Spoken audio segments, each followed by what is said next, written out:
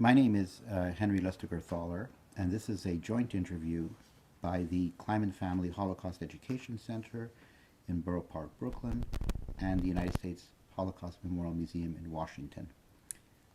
May I have your name, place of birth, and date of birth, please? Can I give you my Hebrew name? Yes. Chanie Singer. Date of birth, June 2nd, 1935. And you were born in? In Nyíregyháza. Mm-hmm.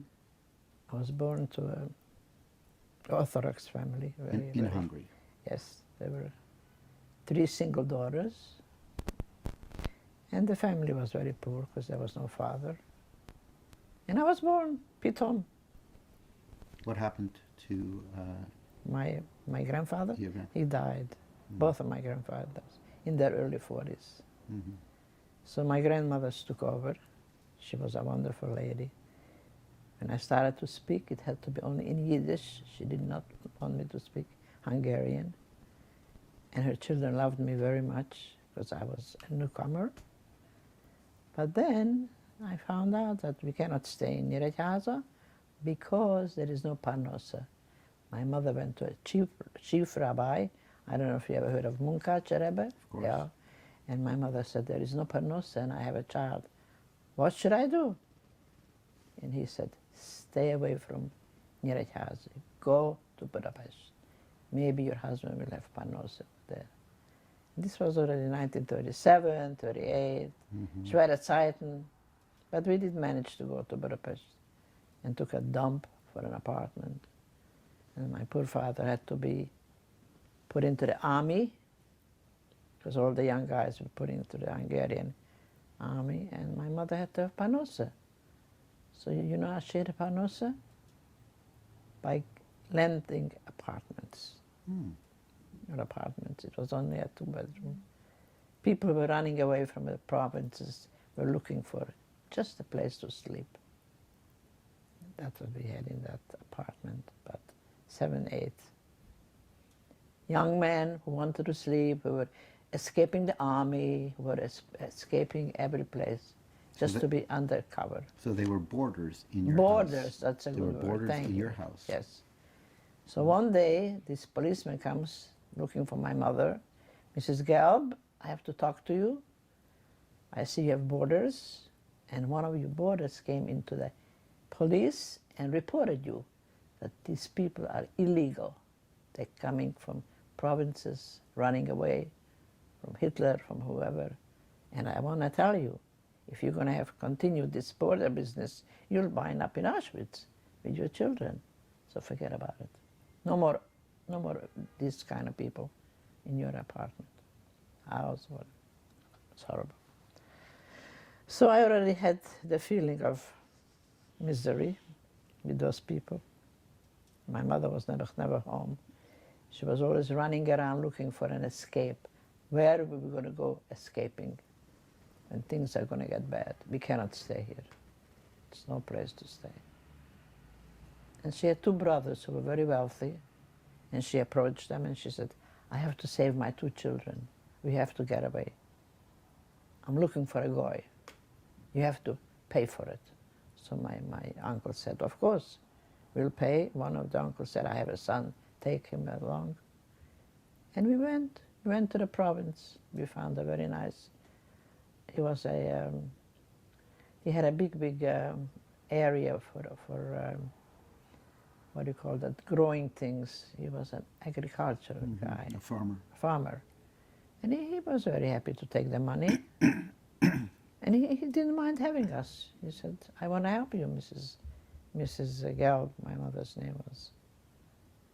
So we settled there. And the 2 brothers stayed in Budapest? Yes. Mm-hmm.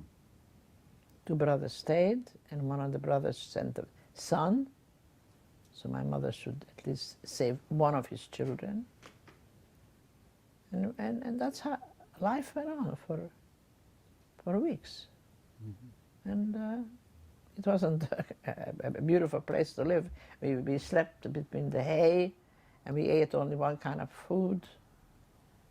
But we were alive. We weren't out in Auschwitz like all the other ones from Hungary. Till one day, the farmer came running that we have to go. My mother said, where are we going? He says, the Germans are looking, not for Jews, for food. And if they come up to the roof and they find you here, finished.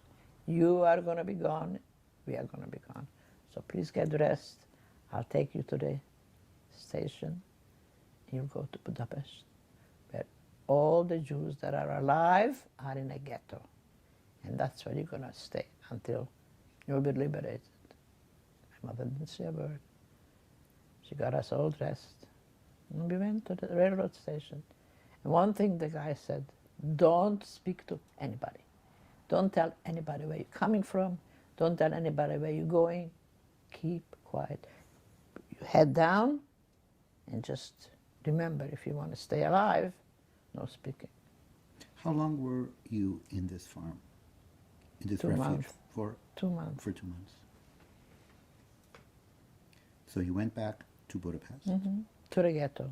To the ghetto. Where was your father during this time? He was always in the army. Still in the army. That was the army that all the young people had to attend from the Hungarian regiment, Right. helping the Germans. Not so much as killing the Jews as, I would say, by the Russian front, try to win the war and not give in to this. So tell me about your arrival in that train ride to Budapest and then the arrival in the ghetto. The arrival in the ghetto, the train ride, it was just very smooth and quiet and nobody spoke like he told us. But the ghetto was bad, very bad. Chayshech Mitzrayim, it was dark. We went in there with the Große Zures. The children went in, but not my mother. It was only for children. And the guard outside said, Mrs. Gelb, get out of here, you can't go in there. And my mother said, how dare you tell me this? These are my children, and I'm not going to let them go. Who are you? He says, I'm the ghetto guard, and I'm stopping you from going in. So my mother started marching up and down and back and forth in front of that building, that dump what they held. And then one, I don't know if it was the same day or one night, the guy said, you know what? You better go in. I see your devotion. You cannot stay away from your children. So you better go in. Stay with your children. I wish you luck. But it was very bad inside. No food, no drink, no light. We were all waiting for death, and it never came. Death never came. It was very sad. Nobody had a gun to kill each other. Just sitting there and waiting for our own death, which never came. But then my mother had an idea, because where we lived, she was very close to the janitor lady. And my mother said, Hannah, we're going to the janitor lady. We're going to get food, because I kept crying all the time. I'm hungry, Mom, hungry. I need some food. She says, but you see, there is no food here. Then it occurred to her that the Goethe is going to give food. And we went to the Goethe. And she was shocked. You came out of the ghetto? That's major punishment. If somebody sees you, you're gone. So my mother said, yeah, but we're very hungry. You have to give us some food. So she said, you know, my husband went out today in some kind of area. They were shooting horses, and he cut off a piece of the horse, and I made chopped meat. You want some? My mother said, yeah, I want some. So we went back to the ghetto. I started eating. No wonder we are a kosher. We cannot eat meat from the horse. It's horrible. It was horrible. My mother said, okay, Chandra, she called me Chandra, my Hebrew name. You can't have meat and no water. So go over to the water barrel, because in those days, you know, when there is a bomb coming, the water was going to close up the bomb. They were not so sophisticated, you know, in 1943, 44. So I crawled over and I said, oh, now I'm going to have my water. I had my meat. Heavenly. It was terrible. It was full of urine. Thank you very much, God. You did a good job on me. I was very rebellious. I said, I don't know why it's coming to me, this horrible way of life. I don't know. But I forgot to tell you one P.S. This meant a lot to me all through my years. While I was by the gentle lady, her nephew, a young Hungarian boy, came in and he saw us. And I was sure he's going to go out and report us. And I thought he was so sweet all the time. He greeted me, never reported us. Just went out of the building, out the door, and let us live. He was like a malach. So this part made an impression in my life that the Goyim are not so bad. And all through my years, I see many times a Goy will do some favor for me, and a Yehudi is questioning it. Happens once in a while. And I tell it to my children, and they don't like to hear it. But I was like brainwashed by those two incidents that meant life and death. And then the Russians came in 1945. Horrible people. Before we go to 45, so tell me more about life in the ghetto. Tell me more about what you recall as a young girl living in the ghetto. The ghetto was already closing in. When we came, it was already hiding. It was nobody there going to work or going to have a meal. It was a place to hide from the Germans, from being killed. The Hungarians and the Germans. It was a hiding place. And everybody was out for themselves. If we wouldn't have gotten that little food, nobody would have fed us. It was like Nile, coming to an end. I don't remember ever talking to anybody in the ghetto. I didn't. When I crawled over to get some water, nobody told me, don't go in there, it's full of poison. Everybody was cuckoo in the ghetto. Nobody went out, nobody came in, nobody had conversation. They were just sitting there like a bunch of depressed people who are waiting to die. That's what I remember. I'm waiting to die. Is that the sense that you had, that you were waiting to die? Yes. I mean, what else is there? You were how old? 9. 9. Waiting to die at 9. And it never came. It was very disappointing. Just waiting for to die, and there is no food, there is no drink, there's nobody to talk to. Chayshach Mitzrayim, it was pitch dark in the basement there. It was terrible. Until the Russians came. And how long were you in the ghetto? I can't remember. A few days probably. Nobody had a room. Everybody was just together, sitting around. Nobody had a madrich who tells us what to do. Everybody was on their own. It was bad. But it wasn't as bad as Auschwitz, of course. Auschwitz would have been finale. So And after the Russians came, it was pretty bad still, because they came in with their revolvers, ready to shoot, don't talk to us, singing their stupid song, drinking their vodka. They were the, what do you call those people when you, I forgot the word, when you, not celebrate, they liberate. They were our liberators. do you remember the moment of liberation? Yeah. Clearly? Talk to me about that. The liberation was that they came in very happily, the soldiers, drinking their vodka and singing a very interesting song about a girl that they would like to have. And I learned that little poem. When I say it to the Russians, they don't like it. It's a very interesting poem. It's funny how I never remember it. It's funny that I never forget it. I mean, here I have beautiful grandchildren, great-grandchildren. I don't know their name. And that stupid Russian, he's singing that I remembered. You want to hear it? No. It's very ugly. Dirty words are. I'll take your word for it. Okay, I'll take your word for Thank you. You're not so inquisitive now. They were ugly, those Russians. They still are. You know that. And after liberation, they were opening homes for children like myself. Here I was already 10. June was my birthday.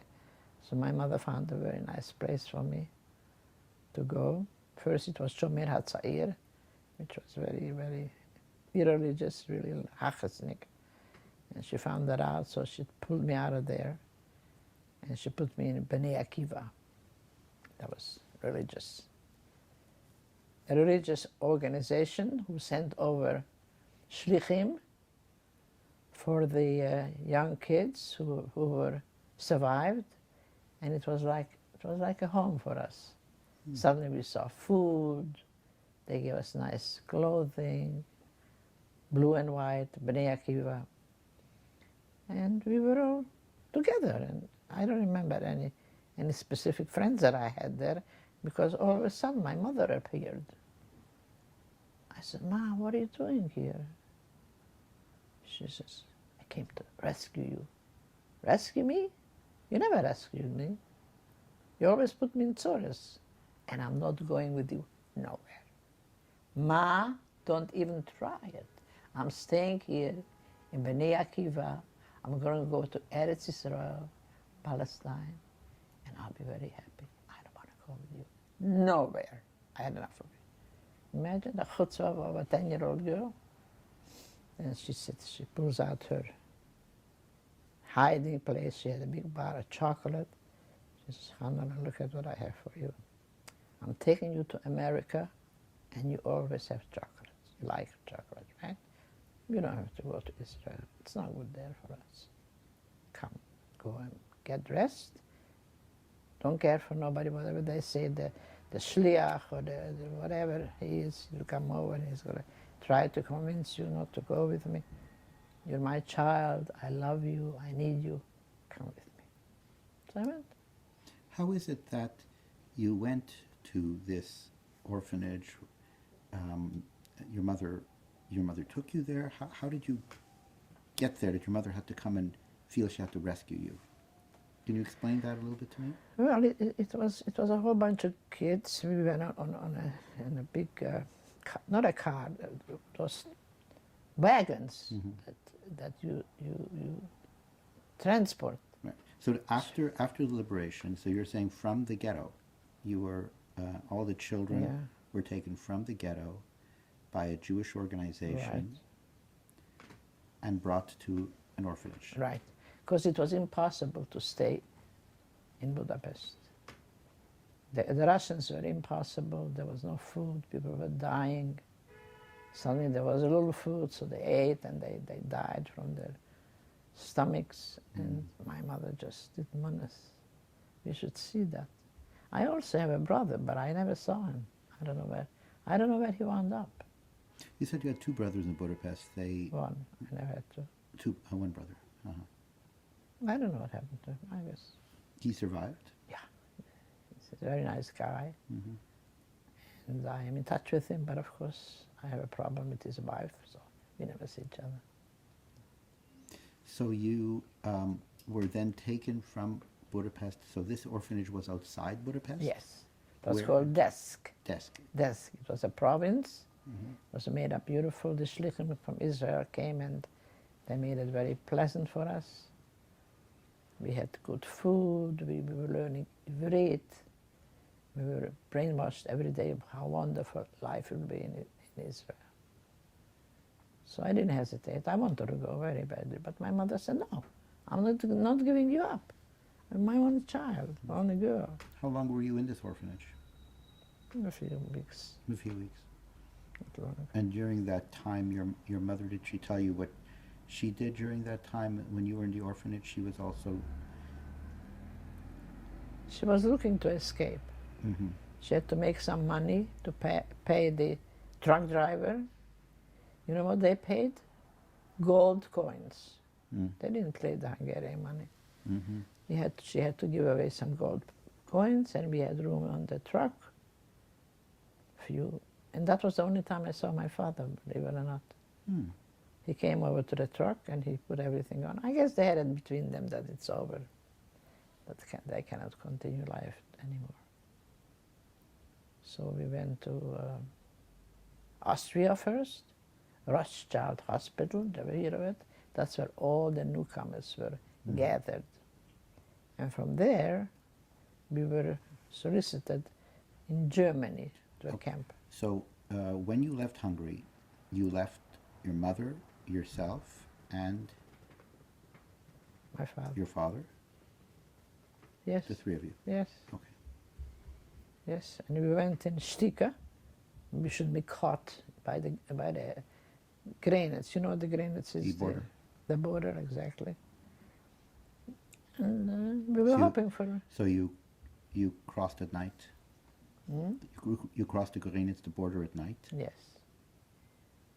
And we arrived in Germany and we were put into a hospital, what's called Rothschild Hospital, where all the immigrants were gathered and were given a place to stay permanently till USA will accept us. And that took 3 years. 3 years. So which DP camp were you in? Do you Fritzlar by Kassel. Kassel was not far, Frankfurt am Main was not far. And I had to go to school. I should have learned how to sew, but I had no patience to sewing. I just wanted to talk to the boys instead of sew. It was more interesting. And I developed a very nice boyfriend there. That's what kept me alive. Tell me about your time in the DP camp. You were there for 3 years. What kind of school did you go to? What were the activities? We were going to very nice schools that was run by these teachers from Siberia. They spoke perfect Hebrew, and they gave us good time in learning, and gave us very serious חשבון בעברית, היסטוריה בעברית, הכל בעברית. And I learned my עברית שם. I speak a good Hebrew because of that. I love Hebrew. And somehow, I don't know how we really survived there. I mean, most people were there with husband and wife and children. And I was there with my mother. My brother was also there. I don't know where he hung out. And being that I had my boyfriend, I didn't care what anybody does. They could hang themselves. I had my boyfriend. Your father was there as well? No, What, he never came. So what happened to your father? I'm kind of losing your father in this story. He came to the truck. He put us a few chazerische Sachen what we had to take along with us, some clothing. And he remained in Budapest. He wasn't. I guess they had an understanding between the two of them that he's not to come with us. I see. I understand. But my mother never told me. Didn't matter. Well, he was very absent during this entire period. He was. Anyhow, it's a very difficult period, the ghetto, Yes. so forth.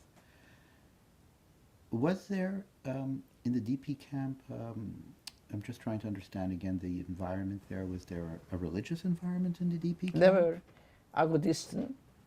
Uh-huh. Yes, they were marching with that Agudisten. Mm-hmm. There were Shomer Hatzayers. And it was really a family camp. I saw husbands and wives and children. But my mother got sick. She was taken to the hospital. So I was pretty much on my own. I was on my own. And what were your accommodations there? Your mother and you had a Small little room. small room. We got food from, I think, the main kitchen. And my aunt from America sent the packages to us. And Frida, she sent packages. But we were very poor. Wherever I went, I was poor. No? Except when I was married. He had a little bit parnasa. Mm-hmm. But he left me, so. I'm poor again. Mm-hmm. I really am not. I have a beautiful family. And believe it or not, I can't believe it myself, I'm going to turn 80 this summer.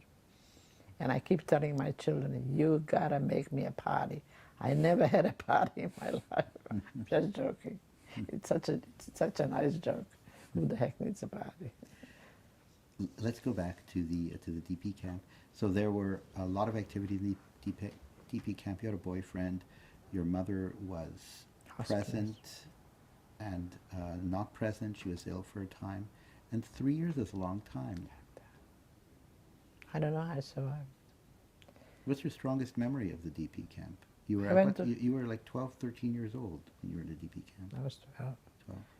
The best part was going to school. I loved Hebrew very much. Mm-hmm. So was this a religious school or was it a more of a Zionist? Zionist. Zionist, uh-huh.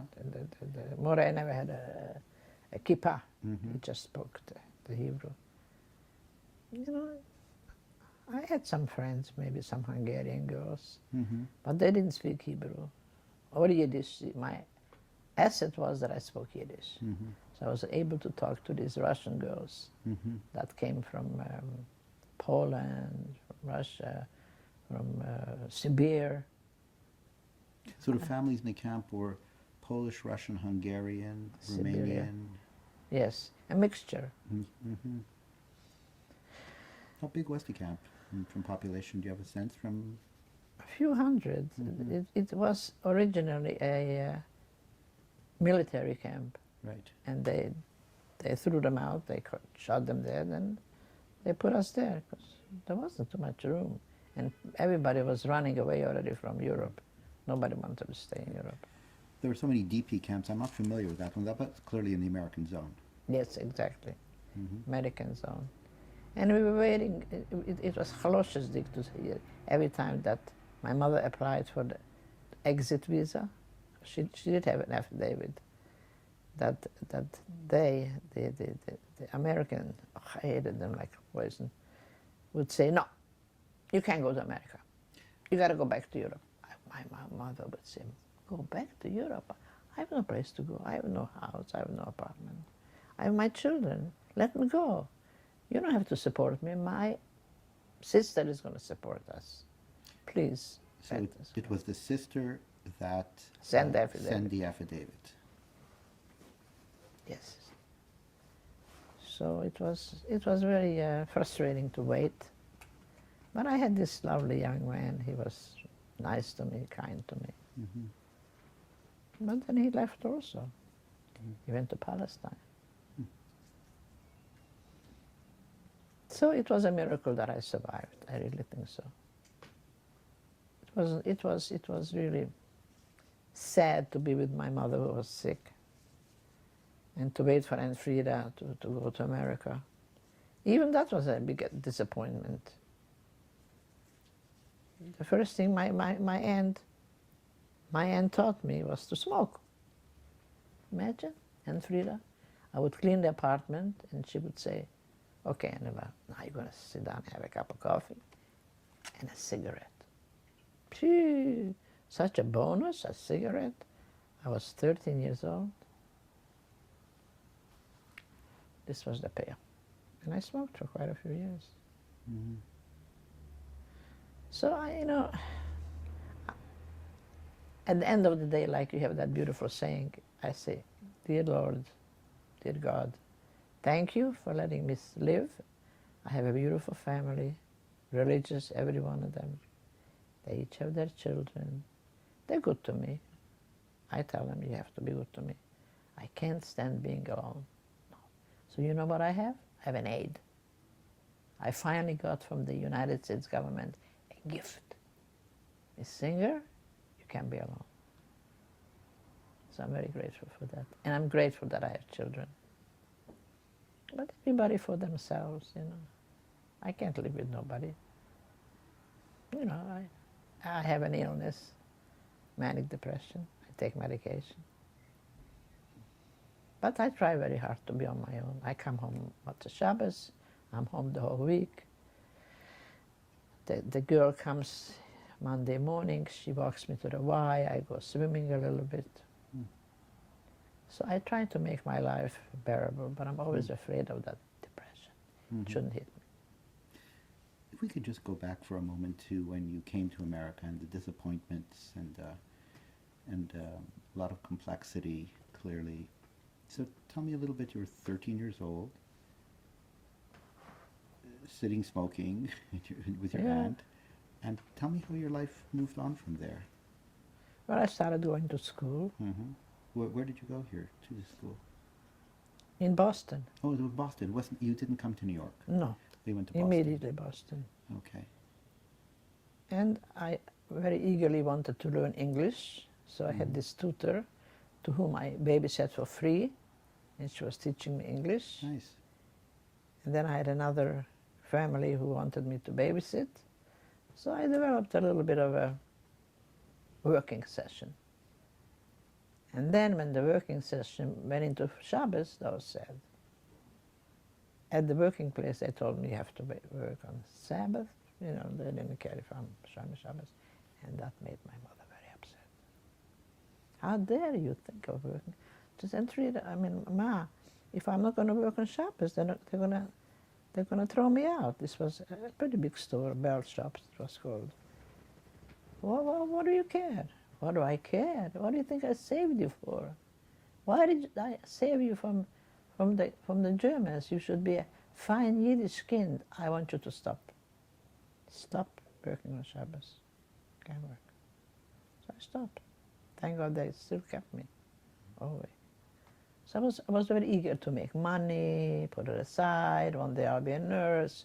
I had some ideas for my life. I had pretty nice friends. I had very nice friends. Nice Jewish girls, fine Jewish girls. So it made me know what funny life I had, no? And then from Boston, you came eventually to, at what age did you come to New York? 18. 18. When I got engaged to Mr. Singer. He came to Boston. He found out there were very few survivors my age. 13. I mean, by that time I was 17, 18. He came to see me, check me out. And I told him, I'm not religious. I work on Shabbos and I don't eat kosher. He said, what are you talking about? That's a silly way to talk to me. Because I'm looking to get married. Can you change? So I said, yeah, change. I didn't want to stay in that way of life. Schicksalsgeute, I didn't want to hurt my mother anymore. And I wanted my home. I didn't want to save them free and smoke cigarettes. I wanted a change. And he promised me he will be good to me. He was. In 5 years, I had my 4 children, so that's been good, right? Anyhow, you know, the war years were very, very bad, but my private life was even worse. Don't you think so? Well, It's hard for because you of to the do. way that your survival took place, there was a lot of private life, in the sense of having to deal with things at such a young age, where life was possible. Life was possible. Life was possible. In the midst of all the suffering, life was possible. I wasn't deported, like a lot of kids my age, or shot into the Danube, a lot of Hungarians. I somehow escaped all that murder through my mother's being aggressive. I guess God was in charge also. So I'm happy. You know, like I told you, I'm reaching 80. I'm still here. When did your mother pass away? At what age? 74. She passed away in those places. What do you call those places for old people? Hospice. Did she come to live near you here in New York? Yeah, she lived near me. And when she When she was very old and sick, I took her into my house, but I couldn't deal with her. So when she went into the hospital, I was there every single day. I promised her, Mom, I'm not going to leave you alone, but I can't stay in the house with you. I can't. So I went every day to her. I sat with her, I talked to her. Till she expired, but she didn't want to eat anymore. Her stomach was all bloated. They wanted to feed her through her stomach. She didn't want to live. She had enough. But she did a good job on me. I mean, I married a religious guy. My brother is a very religious guy. He's retired, but he goes to Kassel. And I'm very, very proud that my mother was strong enough to bring us back to the religion, because if she would have let us go, we would have been, who knows, with this guy. So she was a good, smart mother. And she fought for you. She fought for me, yes. She fought. She wanted I should be religious. She didn't let me go loose. Do what you want. No.